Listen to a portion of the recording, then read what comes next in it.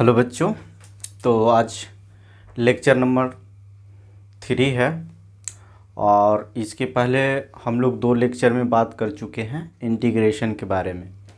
Integration के first lecture में हम लोग बेसिक इंटीग्रेशन के बारे में बात किए और फिर सेकेंड लेक्चर में हम लोग बात किए फार्मूला के बारे में और फार्मूला का यूज करने का तरीका सीखे और हम लोग उसमें लगभग 20 अप्रॉक्स में फार्मूला लिखे जिसको आप लोग उसको याद रखिएगा, ठीक है। और जो बच्चों ये वीडियो को फर्स्ट बार देख रहे हैं तो इसके पहले आपको लेक्चर 1 और लेक्चर 2 दोनों देखना होगा, तभी ये समझ में आएगा। और मैं बहुत बेसिकली इंटीग्रेशन स्टार्ट किया हूँ और आज हम लोग एक्सरसाइज स्टार्ट किए हुए हैं 7.1 यानी फर्स्ट एक्सरसाइज के एक एक क्वेश्चन हम लोग करेंगे, ठीक है। तो आप वीडियो को सब्सक्राइब कर लीजिए, लाइक कर लीजिए, ताकि जब भी मैं वीडियो अपलोड करूं तो आपके पास में तुरंत नोटिफिकेशन चला जाए और जिससे उसका आप बेनिफिट ले सके। तो हम लोग स्टार्ट करते हैं।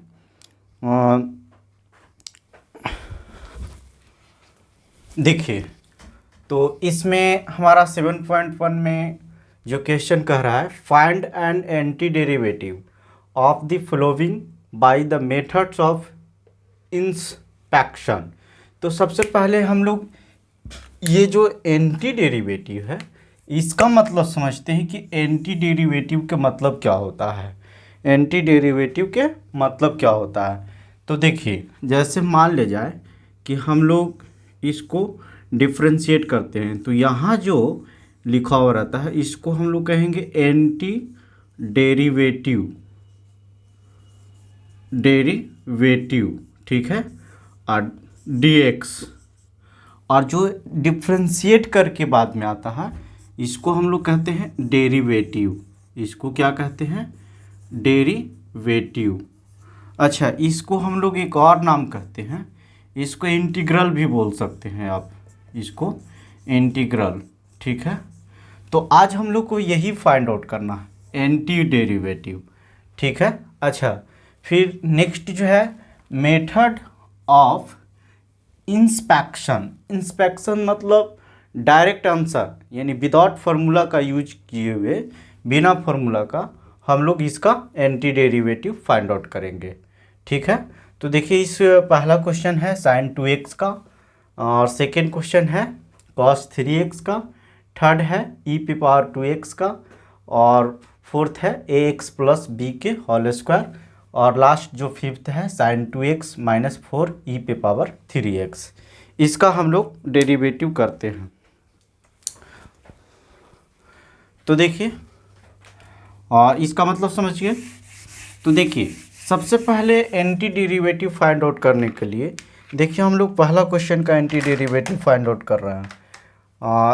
फर्स्ट, तो फर्स्ट में लिखा हुआ है साइन 2x, ठीक है। तो देखिए, sin 2x और इसका एंटी डेरिवेटिव, इसका मतलब ये डेरिवेटिव में आएगा और इसका हम लोग को एंटी डेरिवेटिव का इन्वर्स फाइंड आउट करना है। तो देखिए, यहाँ पे इसको हम लोग ऐसा लिख लेंगे और यहाँ पे x लिख लेंगे, और ये हमारा ये डेरिवेटिव जो है वो गिवन है, sin 2x गिवन है, ठीक है मेरा भाई। तो अब देखिए, यहाँ पे हम लोग को टारगेट क्या करना है कि क्या यहाँ पे क्या ऐसा लिखा जाए जिसका डिफरेंशिएशन, जिसका डेरिवेटिव sin 2x होगा, ठीक है। नहीं समझे? यानी क्या यहाँ पे लिखा जाए जिसका डेरिवेटिव जो है वो sin 2x होगा। तो यदि मैं यहाँ पे, चूँकि हम लोग डिफ्रेंशिएशन, देखिए इंटीग्रेशन पढ़ रहे हैं तो डिफ्रेंशिएशन का यूज होगा।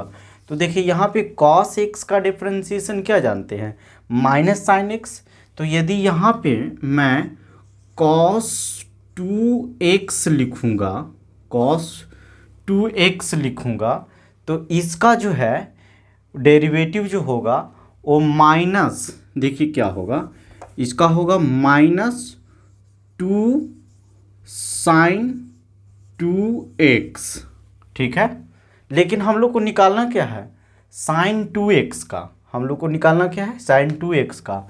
तो मैं इसको इधर भेज दे रहा हूँ, तो इसको ऐसे लिख सकते हैं कि -1/2 डी कॉस 2x, अच्छा ऐसा लिखते हैं डायरेक्ट। देखिए इसको मैं इधर भेज देता हूँ, तो देखिए यहाँ पे लिख सकते हैं माइनस कॉस 2x और बाई में 2 dx, ठीक है, और इज इक्वल टू क्या हो जाएगा, sign 2x।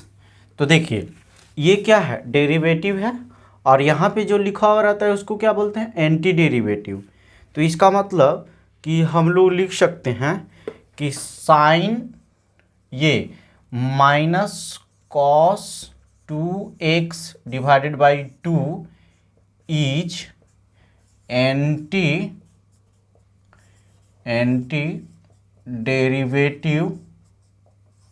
Anti derivative of किसका, साइन 2x का। तो यही इसका आंसर हो जाएगा, ठीक है। बस इसमें एक ही बात ध्यान रखना है कि ये जो है cos 2x यानी साइन 2x का एंटी डेरिवेटिव निकालना है। तो यहाँ पे क्या ऐसा डिफ्रेंशिएशन लिखा जाए जिसका हमारा साइन आ जाए, तो cos 2x का डिफ्रेंशिएशन जो होता है 2 साइन 2x माइनस में, तो इसको लिख लीजिए। फिर हम लोग ये क्वेश्चन को इरेज कर देते हैं, क्योंकि मेरे पास अभी बुक नहीं है, तो मैं ये क्वेश्चन पहले लिख दिया हूँ।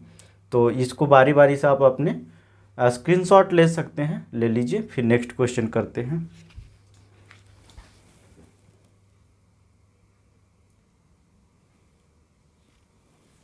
हाँ, तो अब हम लोग क्वेश्चन नंबर 3 देखते हैं, सेकेंड। तो सेकेंड वही लिखा हुआ है कॉस, देखिए यहाँ पे लिखा हुआ है कॉस 3x, ठीक है। तो मैं इसको डी में तो क्या लिखूँगा, जिसका डिफ्रेंशिएशन जो होता है वो कॉस होता है, तो इसको मैं लिखता हूँ साइन 3x। तो इसका डिफ्रेंशिएशन जो होता है वो कॉस 3x होता है, ये 3 बाहर में चला आता है, ठीक है। तो देखिए साइन 3x का डिफ्रेंशिएशन क्या होगा, 3 cos 3x, लेकिन हम लोग को सिर्फ क्या है, cos 3x का एंटी डेरिवेटिव। तो उसी तरह से इसको हम लोग लिख सकते हैं साइन 3x और डिवाइडेड बाई में 3 dx, ये जो हो गया किसका हो गया, cos 3x का। तो मेरा भाई साइन 3x और डिवाइडेड बाई 3, तो यहाँ पे क्या हो गया कि साइन 3x और डिवाइडेड बाई 3 इज क्या हो गया, anti derivative of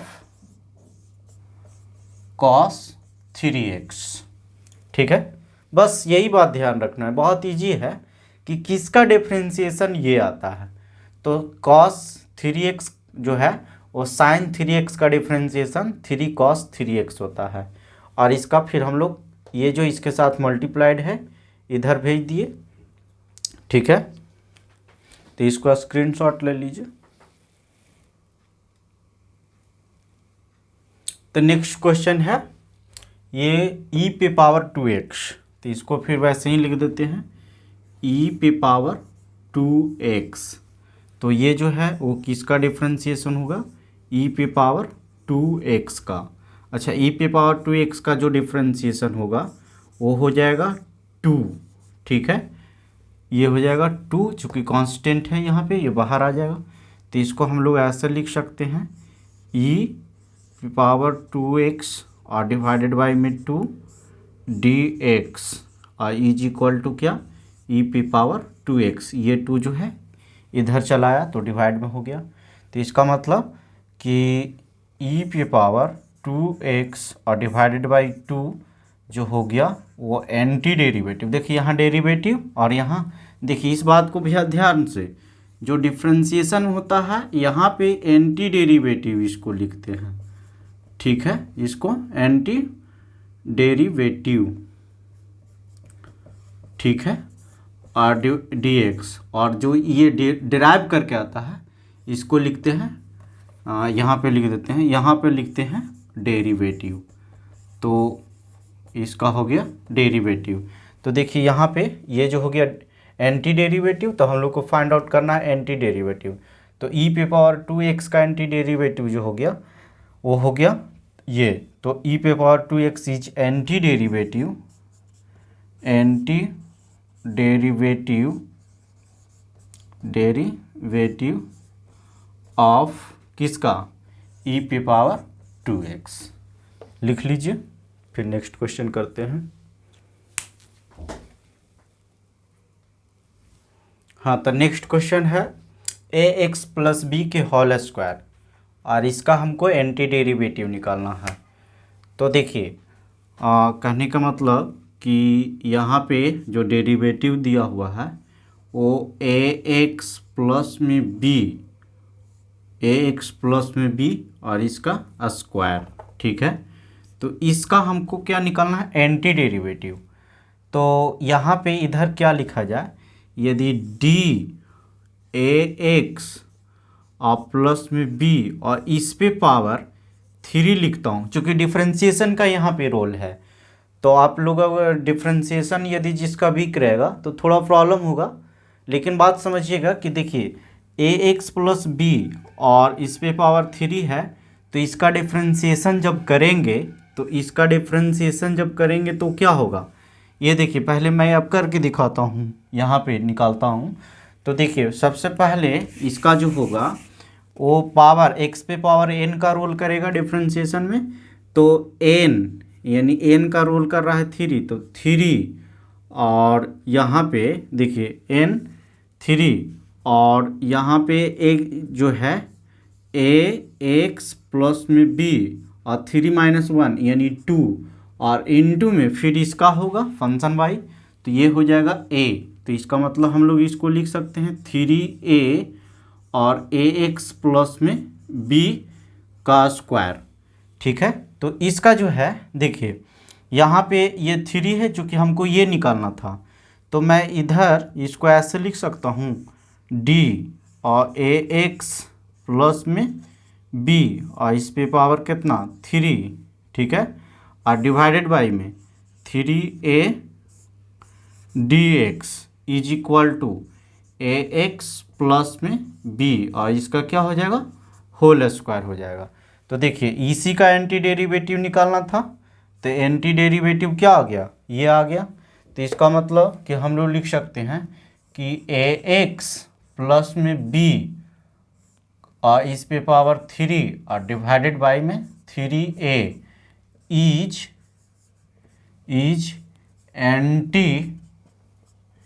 anti derivative of किसका ax प्लस में b का होल स्क्वायर, ठीक है। इसी का एंटी डेरिवेटिव निकालना था, तो देखिए इसका एंटी डेरिवेटिव क्या हो गया, ये हो गया। लिख लीजिए, फिर नेक्स्ट क्वेश्चन करते हैं।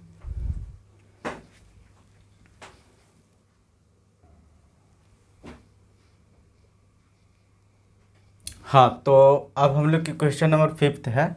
तो इसमें 2 टर्म है, sin 2x - 4 e पे पावर 3x।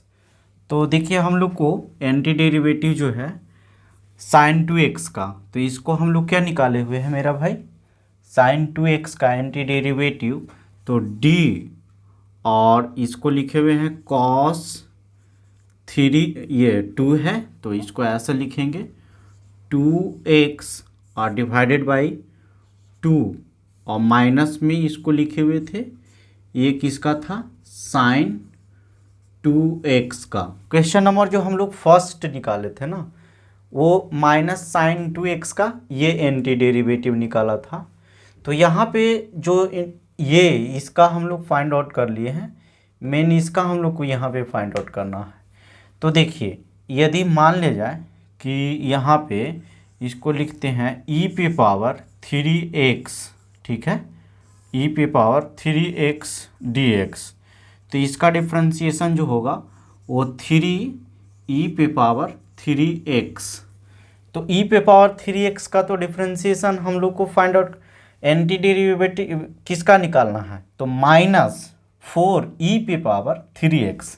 तो e पे पावर 3x है, लेकिन यहाँ 3 की आवश्यकता नहीं है। तो इसको क्या करेंगे कि दोनों साइड हम लोग बहुत कुछ भी कर सकते हैं। तो देखिए यहाँ पे क्या किए कि 3 से बोथ साइड डिवाइड कर दिए। तो देखिए ये 3 से इधर भी करेंगे और 3 से इधर भी करेंगे, ठीक है। अब लाना क्या था, माइनस, चूँकि ये माइनस में है तो इसको क्या करेंगे कि इसको अरेंज करके यहाँ पे मैं लिख देता हूँ। तो 3 से डिवाइड किया तो यहाँ से 3 कैंसिल हो गया, तो और क्या लाना था 4। तो इसको क्या करेंगे ना कि -4 से बोथ साइड मल्टीप्लाइड कर देंगे, इधर भी -4 से मल्टीप्लाइड कर देंगे। तो देखिए ये क्या हो जाएगा, कैंसिल हो जाएगा, और हमारा ये क्या हो जाएगा -4e पे पावर 3x, ठीक है, ये हो जाएगा।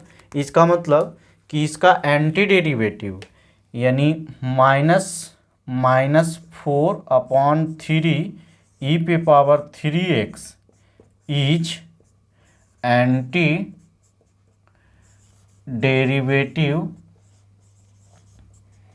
डेरिवेटिव ऑफ किसका हो गया, -4e पे पावर 3x, ठीक है। तो देखिए इसका हमारा जो क्वेश्चन में सॉल्व करना था यहीं पे लिखता हूँ। तो इसका ये आ गया हमारा ये, और इसका हम लोग को फाइंड आउट करने के बाद ये आ गया।